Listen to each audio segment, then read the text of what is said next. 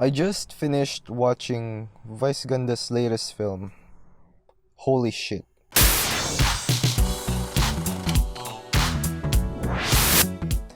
Like a lot of Vice Ganda films, they start off with a relatively okay setup for the story. They establish the main plot, introduce us to the characters, and stuff like that. Nothing exceptional, but I thought the story would move in a very good direction. So I was really disappointed to see that this turned out to be just another Vice Ganda film. A movie with a very convoluted plot and just little intent to tell a story. If I ask you to describe a Vice Ganda film on what it's about, you'd probably have a hard time giving me a proper or substantial answer. There's the plot here, which you can easily sum up as Vice Ganda owns a mall, and after his parents die, he fights for ownership of it with his sister. But not even 20% of the film focuses on anything related to it. The film loses sight of what it's supposed to become. This movie is basically an hour and a half or 2 hour compilation of gags and skits and no intent to tell a story. And honestly, you would find just as funny or funnier material in places like YouTube or Facebook, which is free. Yet people pay tickets for this.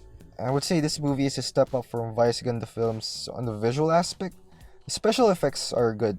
Cinematography and editing, on the other hand, is a different discussion. The way it is shot looks unique for a VG film since a lot of the scenes happen in low light situations. Nothing too substantial here aside from the aesthetic side. The way the shots are edited together still has that annoying and quirky feel to it. It's pretty much over-edited with comedic cues, like how Ang Provinciano is over-edited with dramatic cues. If you're looking for a different quote-unquote cinematic experience, you won't find it here. It's nothing new. Guess what I like the most in this film is, if there's anything to like at all, was Anne Curtis's character. Cause she wasn't just a gag character per se. She added to what little story they had. I like that they gave her an Australian accent. It worked for her very diva vibe and personality. Of course, she was given bad material to work with, but you can see that she did fairly decently, since all she had to do was be a way more theatrical version of herself. The movie suffers structurally. The second act is kind of weird because they spend way too much time in gags in the first act, and everywhere, to be honest. Right in the middle, we are stuck with a huge plot twist that doesn't make any sense. It had zero foreshadowing aside from maybe a line where they mentioned the name of this book, which is kind of hard to pronounce. It was kind of fun conceptually. Like, you can do so many things with the concept they executed. The problem is that the execution wasn't great. It's the definition of a convoluted movie. Most of the characters here just served as a gag. Tony Labrusca didn't need to be in the story. A lot of the characters didn't. And honestly, it was too much. There comes a point where you're watching a movie and you just get burned out from stuff that they keep doing. It's called bad pacing. People say that VG films are a different form of movies, that people go to the cinema to laugh and enjoy. First of all, I think that's a silly argument. Because why would you spend money for gags that you can find on YouTube and are of the same quality?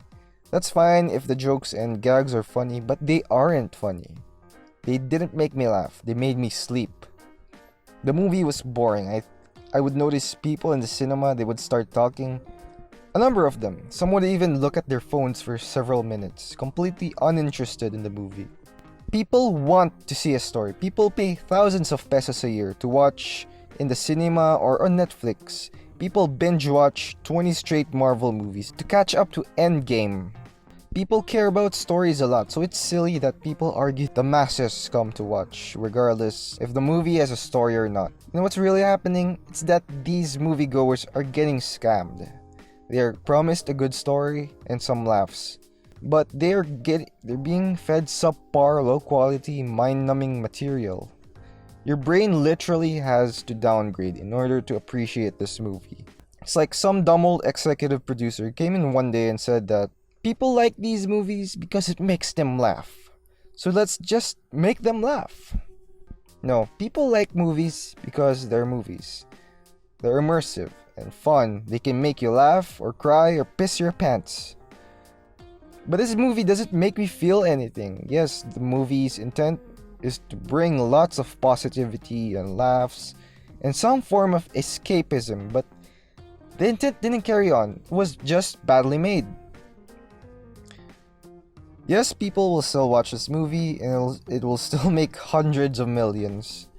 And that's because people here in the Philippines, the masa crowd, they don't know what a good movie is. They can't break it down from a filmmaker's standpoint. They don't care about the implications of what poor values have on people's minds, especially children. People actually bring their children to see this, and in my cinema, in my theater, there were a lot of children.